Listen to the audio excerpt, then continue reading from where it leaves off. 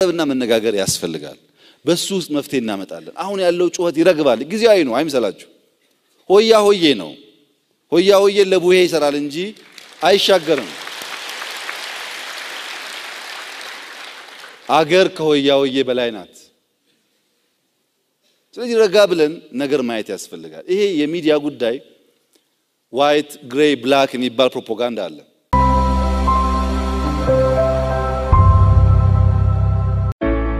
አዲስ የምስራች ከዲኤምሲ ሪል ስቴት በደንበኞቻችን ጥያቄ መሰረት እጅግ ዘመናዊነትን የተላበሰውን ኤብሎክን ለሽያጭ ማውጣታችንን ስንገልጽ በታላቅ ደስታ ነው። በዚሁ መንደር ውስጥ ፕራይቬሲው ተጠብቆ በፍሎር 6 አባወራ ብቻ የሚኖሩበት እንዲሁም አራት እጅግ ዘመናዊ ፈጣንና አስተማማኝ ሊፍቶች የተገጠመላቸው በሳሎን ሆነ በመኝታ ቤቱ በኩል በረንዳ የተካተተላቸው ማራኪ የተፈጥሮ እይታና ነፋሻማ አየርን በአንድ የሚያገኙበት በ8% ቅድመ ክፍያ ከ60% የባንክ ብድር ጋር አመቻችተናል። ከባለ 1 እስከ ባለ 3 መኝታ ቤቶችን በተሻሻለው የቤት ዲዛይን ይዘንሎት ብቅ ብለናል።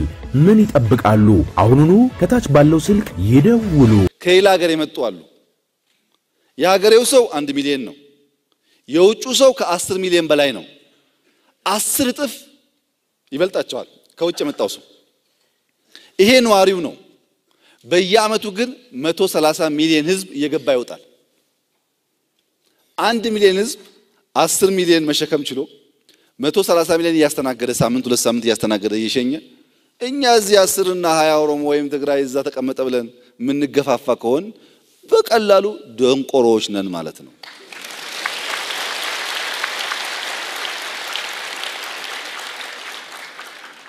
እኛ ሱዳን አጣበን ሱዳን 1 ሚሊዮን ገደማ ኢትዮጵያውያን አሉ።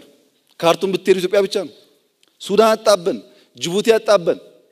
ስለ አሜሪካ ተው፣ ስለ አውሮፓ ተው። እዚህ ትናንሽ ሀገሮች አጣበን ስናበቃ የገዛ ወገንህ በኔ ክልል አይምጣ ብሎ የሚያስብ ሰው ልንገርህ ያፈናቅላል። መቼም ግን አይለወጥም። ምክንያቱም እዚህ አልተፈታም፣ ጭንቅላቱ አልተፈታም።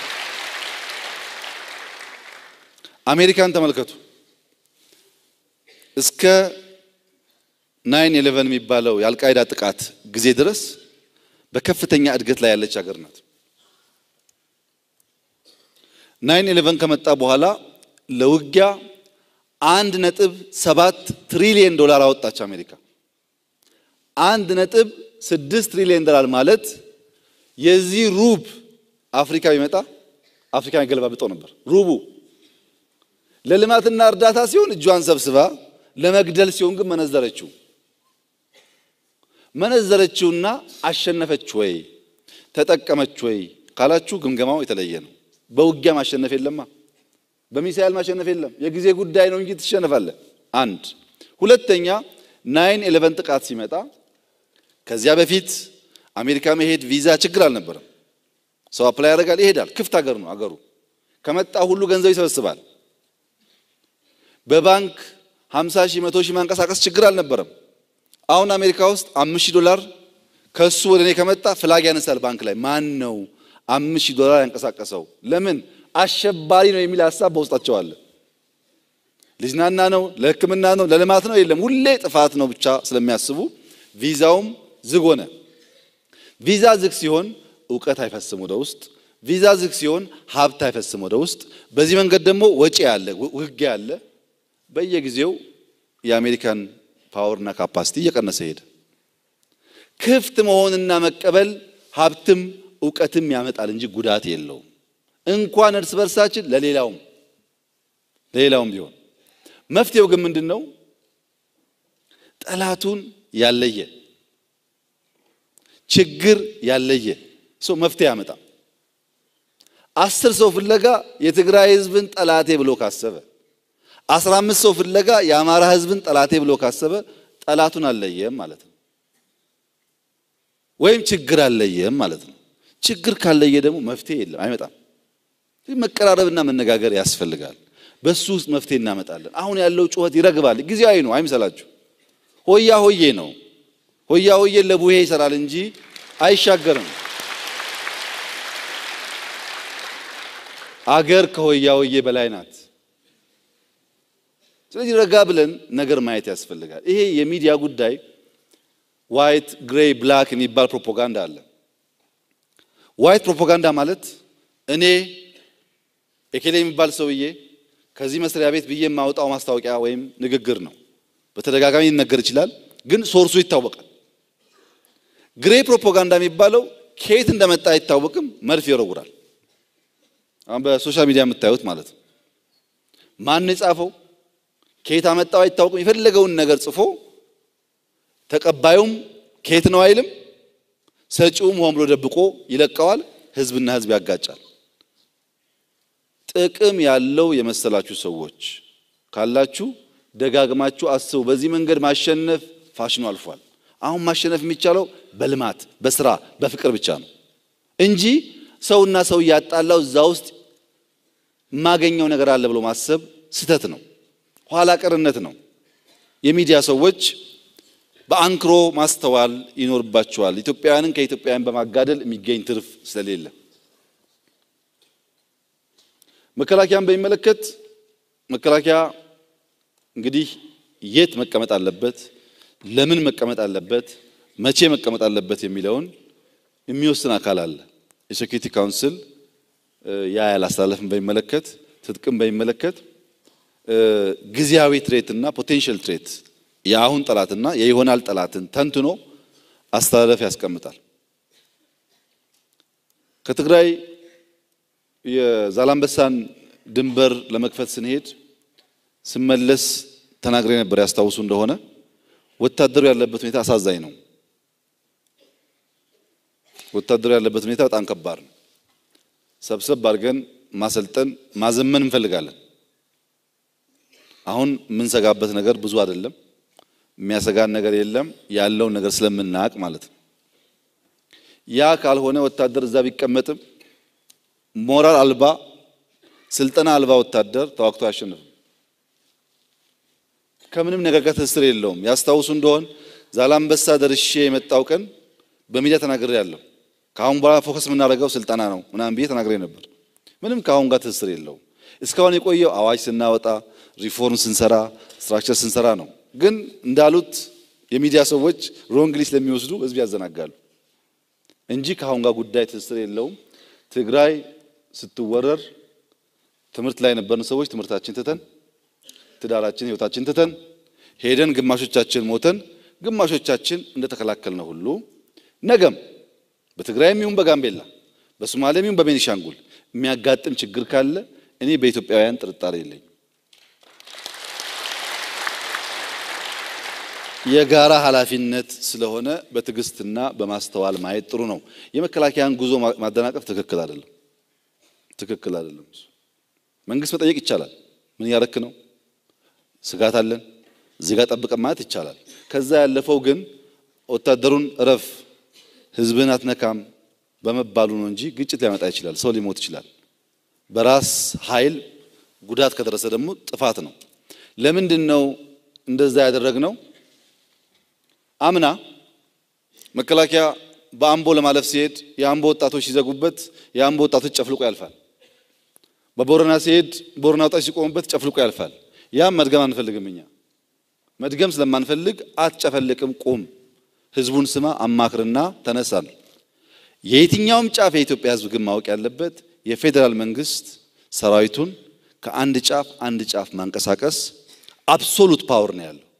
የማንም ምክር አያስፈልገውም።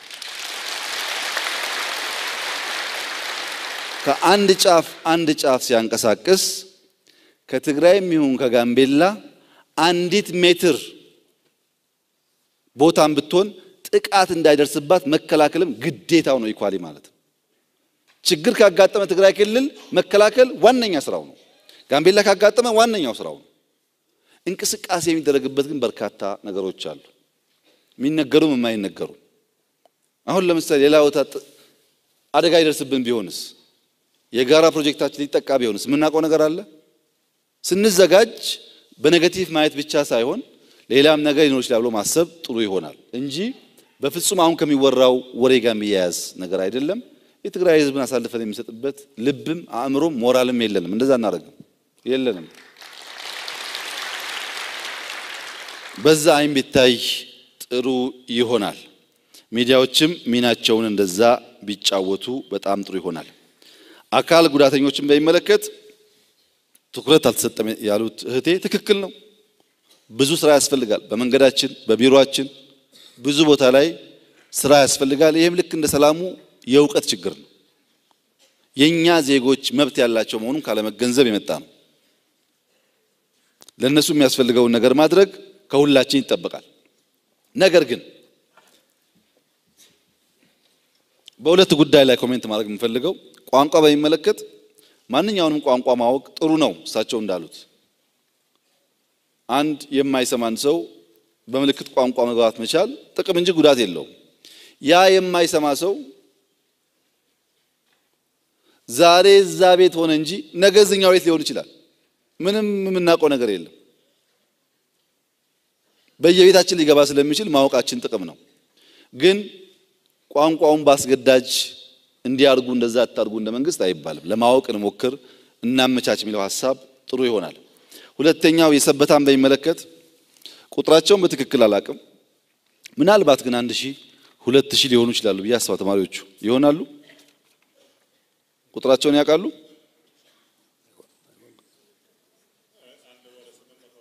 ስምንት መቶ 1000 እንኳን አይሞላም።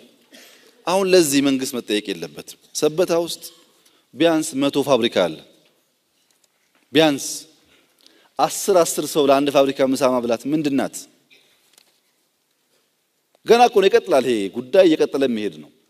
ከመምህራንም የሚያበላ ከከንቲባም የሚያበላ ከፋብሪካ ባለቤትም የሚያበላ ካልተፈጠረ በስተቀር አሜሪካም በመንግስት ብቻ የተጎዱ ሰዎች ምግብም መጠለያም አያገኙም። ኢትዮጵያም አያገኙም። ዛሬም አያገኙም፣ ነገም አያገኙም። ዛሬ አሜሪካ ውስጥ ሆምለስ የሚባልና በፉድ ስታፍ በእርዳታ የሚኖር 50 ሚሊዮን የሚጠጋ ሰው አለ። ዛሬ ከዓለም አንደኛ የምትባል ሀገር ውስጥ ግን ሀብታሞች ያግዛሉ። አንዴ ሳን ፍራንሲስኮ የሚባል ሀገር የገጠመኝ በጣም የሚደንቅ ነገር አንድ ሰው ምግብ ሊበላ ሆቴል መጣ። ምንም ገንዘብ የለውም፣ ልመና ማለት ነው። ገንዘብ የለኝም ምግብ አብሉኝ ብሎ መጣ። ከመጣ በኋላ የተነካካ ምግብ ንጹህ ምግብ ነው፣ ግን የተጀመረ ምግብ ሰጡት። አንድ ሰው ጀምሮ እምብዛም አልበላውም። በእኛ ሀገር አንድ ጉርሻ ብላችሁ አስቡት። ሰውየው ከሰሰ፣ ትራፊ ሰጡኝ ብሎ። ለማኝም ቢሆን ምግብ ሰጠዋለኝ፣ ትራፊ ሰጠውም። ይሄ እድገት ነው። እዚህ ደግሞ ሰበታ ውስጥ ስንትና ስንት ሆቴል ነው ምግብ የሚደፋው በቀን። ይሄ መንግስት ጋር መድረስ አይገባውም።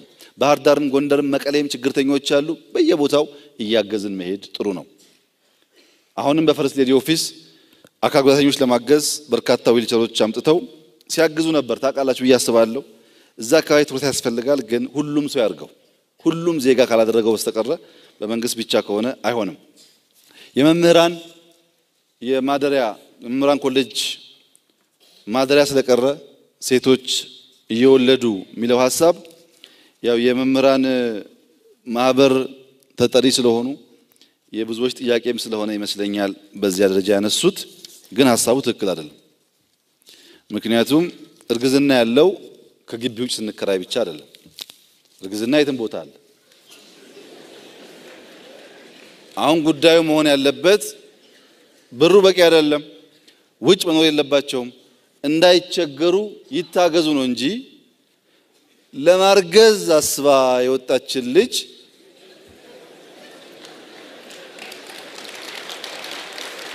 ቤት በመስጠት መከላከል አይቻልም። ይሄ ጉዳይ ወደ ኋላ ግብረ ገብነት ጋር መሄድ አለበት። እርስዎ እንዳሉት ከማን እንዳረገዘች ማታቅ ከሆነ ሳትፈቅድ ከሆነ ተደፍራለች ማለት ነው። ስንት ሴት ነው ተደፍሮ ከሶ ከነዛ መምህራን ተራ ሰዎች አይደሉም፣ አርሶ አደር አይደሉም፣ ተምረው ሊያስተምሩ ኮሌጅ የገቡ ሴቶች ናቸው አይደለም? ያውቃሉ ማለት ነው ህግ። ከነሱ ስንቱን የከሰሰው ተደፍር ያለው ብሎ ፈቅዳ ደግሞ ከሆነ ካምፕን ብናስገባ አይቀርም። እሱ ሐሳቡ ነው ችግር ያለበት። መታገዝ አለባቸው፣ እስማማለሁ። 400 ብር ትንሽ እስማማለሁ። ግን ከእርግዝና ከጥፋት ጋር መያያዝ ስናጠፋ ኤክስኪውዝ መሆን የለበትም።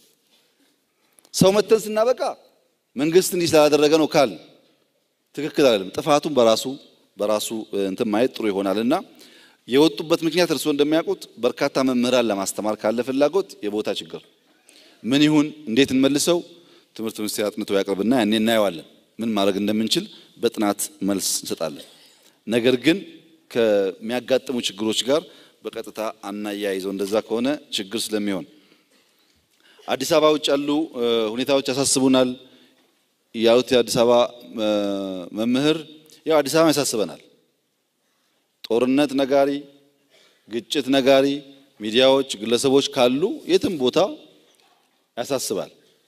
በእርግጥ አሜሪካ ያሉ ሰዎች ኢትዮጵያ ለመምጣት ጭራሽ እንዲህ የምንሰበሰብ የምንነጋገር አይመስላቸውም።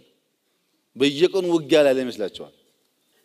አንዴ ሳልሰማ ከዛ ደውለው እንደዚህ ቦታ እኮ ችግር አለ ይሉኛል። አዲስ አበባ ደግሞ ያለ ሰው አሁን ትግራይ ቢሄድ አማራ ቢሄድ ቤኒሻንጉል ቢሄድ አገር ያለ አይመስለውም። እዚህ ሆኖ ፌስቡክ ስለሚያይ ማለት ነው። ችግር አለ ሊፈታ ይገባዋል። ችግሩ ግን እኛ በምንሰማበት ማግኒቲዩድ ልክ አይደለም። ሁላችሁም ማወቅ ያለባችሁ ከ9 ወርና 10 ወር በፊት ኢትዮጵያ ስቴት ኮላፕስን ለማየት ጥቂት ነው የቀራት በኢኮኖሚ በሁሉም ነገር። አሁን እንደዛ አይነት ስጋት የለንም። ችግሮች አሉ ሊፈቱ ይገባል። የሚፈናቀል አለ እውነት ነው መቆም አለበት። ስጋቱ ግን በዛ ልክ አይደለም። ችግር የሆነው ፋሽን መሆኑ ነው። ሰው ልማት ፋሽን ይሆናል ሲባል አሁን ፋሽን የሆነው ግጭት ነው። ቤንች ማጂ ሲባል ሰው እዛ ሲያረጋጋ ደግሞ ሶዶ ጋር ይነሳል። ሶዶ ሲረጋጋ አርባ ምንጭ ይነሳል። መልካም ነገር ነው የምንማማረው እንጂ እንዴት እንደዚህ መጋጨት ከአንዱ እየተማረ ይቀጥላል? ትክክል አይደለም። እንደሱስ እንደ ልማድ እንደ ፋሽን ሆኖ በርካታ ቦታ ስለሚያጋጥም ቢቀር በተለይ ዩኒቨርሲቲ አካባቢ ቢቀር ጥሩ ይሆናል። ይሄ እንዲሆን ብንሰራ ቃና በሚመለከት አጠቃላይ ሚዲያ በሚመለከት ያው ህግ የሄት ስፒች እና ከካልቸር ጋር የሚቃረኑ ነገሮች ህግ የተዘጋጀ ነው። የብሮድካስት ባለስልጣን ይሄን ጉዳይ አጥንቶ ምላሽ መስጠት ይኖርበታል። ቃና ብቻ ግን አይደለም። ሚዲያዎቻችን በጥቅሉ በህግ የሚመሩ አይደሉም። ለምሳሌ ፍሪደም ኦፍ ስፒች እንዲከበረት የሚፈልግ ሰው እኔም መሳደብ መብት ይመስለዋል። እኔም መሳደብ መብት አይደለም። እኔ ስሰደብ ፍርድ ቤት ሂጄ ሰዳይም ብዬ ማሳሰር እችላለሁ። ይሄን ሐሳብ ነው መቃወም የሚቻለው እንጂ እኔን እንደ ሰው እየሰደበኝ መንግስት የሚቃወም ይመስለው ሰው አለ። ይሄ ስህተት ነው። እኔ ያለ መሰደብ መብት አለኛ። እሱ የመሳደብ መብት የለውም። እኔ ግን ያለ መሰደብ መብት አለኝ። ፖለቲካሊ ሐሳቤ በሚመለከት ችግር የለም። ስብዕናዬን በሚመለከት ግን ተገቢ አይደለም። ከዛ ይጀምራል ሚዲያ ላይ ያለው ችግር። አያችሁ ታፍኖ የቆየ ስለሆነ ከፈት ሲደረግ ክርፋታው በጣም ብዙ ነው። ግን ትንሽ ታግሰን ደግሞ ካልሄድን ተሰደብን ብለን ከጮህን እንዲያደረጋችሁ ከጮህን ደግሞ መልሰን ሚዲያውን ስለምንዘጋው እንደዛ እንዳያጋጥነው በድምሩ ግን በጥናት ቢታይ ጥሩ ነው። ከመምህራን ግብዓት ጋር በስፋት ስላየው ነው እያለፍኩ ያለሁት። የእርከን የመምህራን ጥቅማጥቅም ኬሪየር በሚመለከት ሮድማፕ ላይ በግልጽ ተቀምጧል። ተጠንቶ ሮድማፕ አስቀምጦት ኮሚሽን ተጠንቶ ሊጸድቅ ካቢኔ ቀርቧል። አሁን የእናንተን ኬሪየር ጉዳይ የእናንተን እድገት ጉዳይ የሚመለከት በሮድማፕ ላይ በግልጽ የታየ ጉዳይ ነው። ተወያይታችሁበታል። ሲሆን ማለት የነበረባችሁ ሮድማፑ ችግሩን ለይቶታል፣ በፍጥነት መፍትሄ አምጡልን ነው እንጂ የተሰራውን ስራ እንደሱ አይደለም። አውቀነዋል ችግሩን ማለት ነው። አውቀን ኮሚሽን እያቋቋሙ ነው ያሉት። በዚያ መልስ እያገኘ ይሄዳል ብዬ አስባለሁ። የሀገርኛ ቋንቋን በሚመለከት ትክክል ነው። እንግዲህ የእሱም የደህንነት ችግር ነው። ቻይና በቻይንኛ ተምራ ነው በዓለም ሁለተኛ የሆነችው። አሜሪካ በእንግሊዝኛ ተምራ ነው በዓለም አንደኛ የሆነችው። እኛ የውጭ ቋንቋ ያስፈልገናል፣ ግን ለሀገር ቋንቋ የምንሰጣቸው ቦታና ክብር በጣም ፍተሻ ይፈልጋል። በብዙ መልኩ እናንተ ያላችሁት በትምህርት ቤት ነው። በዛ ብቻ አይደለም። በመንግስታት የሚያሳፍር ነገር አለ። አንድ ሰው ለምሳሌ ሶማሌ ክልል ሄጄ እኔ ሶማሌ ሀገር ሄጄ ሶማሊያ የሶማሌው መሪ ቋንቋ አላቸው፣ እኔም ቋንቋ አለኝ እና በሶማሌኛ ለብቻችን ስንሆን በእንግሊዘኛ አውርተውኝ ሚዲያ ሲያዩ በሶማሊኛ ያወራሉ። እኔ ግን በእንግሊዘኛ እንዳወራ ይጠብቁኛል፣ ቋንቋ እንደሌለው ሰው ማለት ነው።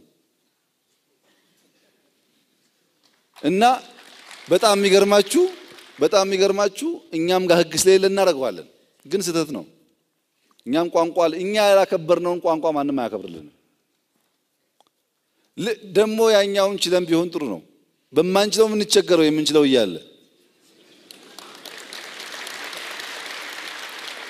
ይሄ ልምምድ ህግ ያስፈልገዋል፣ ስርዓት ያስፈልገዋል። የት መቼ የሚል ጉዳይ ተራ መግባባት ብቻ አይደለም፣ ከዛ ያልፋል ነገሩ።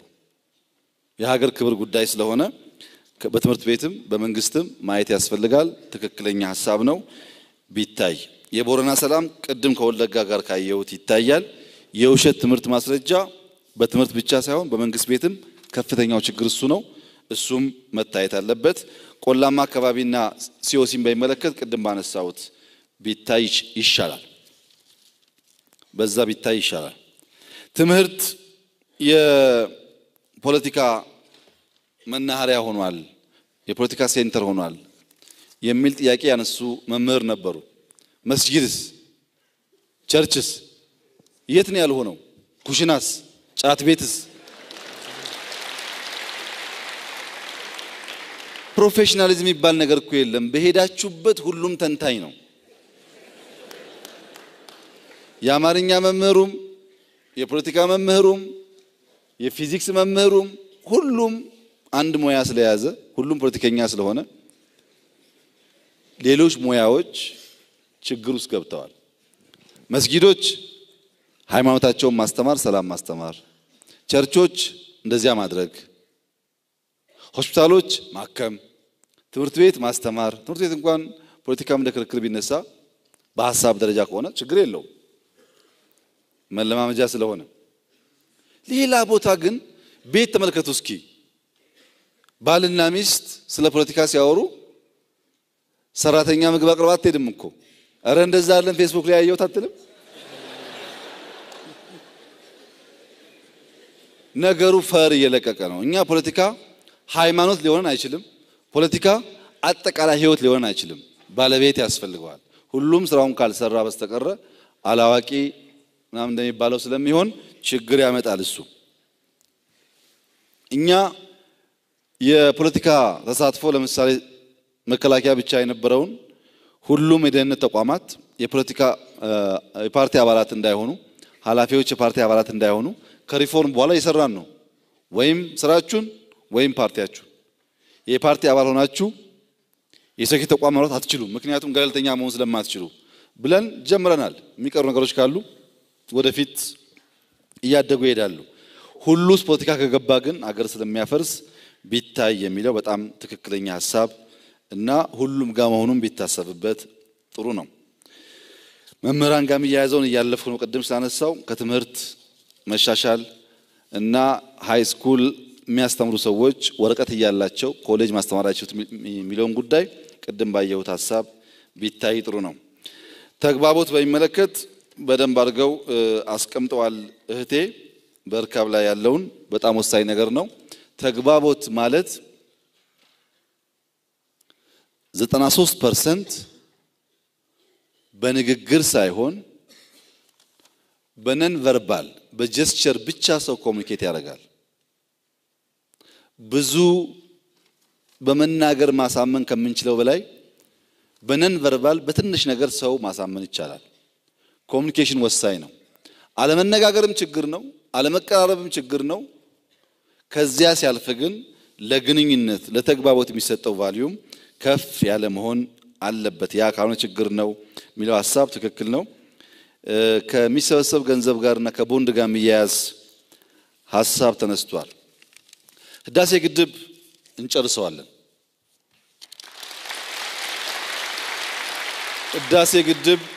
ህዳሴን ግድብ የምንጨርሰው ልጆቻችንን መጀመር ብቻ ሳይሆን መጨረስ እንደምንችልም እንዲያውቁ ስለምንፈልግ ህዳሴ ግድብ ካላለቀ እያንዳንዳችን ከሽፈናል ማለት ነው። ልጆቻችን ትልቅ ነገር ማሰብ አይችሉም ማለት ነው። ጉዳዩ ኢነርጂ ብቻ አይደለም፣ ከዛ ያልፋል። ከሱዳን ጋር ከግብጽ ጋር በሰላም በንግግር በውይይት ማንንም ሳንጎዳ ልማታችን ይቀጥላል። ገንዘብ በሚመለከት አንዳንድ ነገር ሰማለሁ። ለህዳሴ ያወጣነው ካልተመለሰ ስራ አንሰራም፣ ካልተመለሰልን ሚል በተለይ መምህራን ሲሆን ያሳፍረኛል። ሌላ ሰው እንኳን ሲሆን ችግር የለውም። ይሄ ትክክል አይደለም። አንደኛ ህዳሴን ከጀመርን ጀምሮ ከዲያስፖራ ከባለ ሀብት ከመምህር ከሰራተኛ ከምናምን ከሁሉ ከአርሶ አደር የሰበሰብነው ማክሲመም 12 ቢሊዮን ብር ነው የሚሆነው። እዛ ያፈሰስነው ግን አሁን 100 ቢሊዮን ገደማ ደርሷል። ኢሚንት ናት ማለት ነው 10%። እንደው ህዳሴን ጀምራችሁ ጨርሳችሁ እናንተ እኛንም ብላችሁ እያሰባችሁ እንዳይሆን ብዬ ነው። እናንተ በአጠቃላይ ኦሽን ውስጥ ጠብ አድርጋችኋል። ያቺ ጠብታ ግን ራሷ ኦሽን ናት፣ ታስፈልጋለች።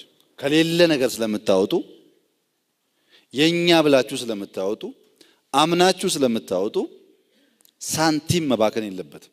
ትክክል ነው። ለዚያ እኮ ነው ህዳሴን ገምግመን ችግር ያለበትን ነገር ያ ሁሉ ጣውረ ውስጥ የገባ ነው እኮ ገንዘብ እንዳይባክን ነው።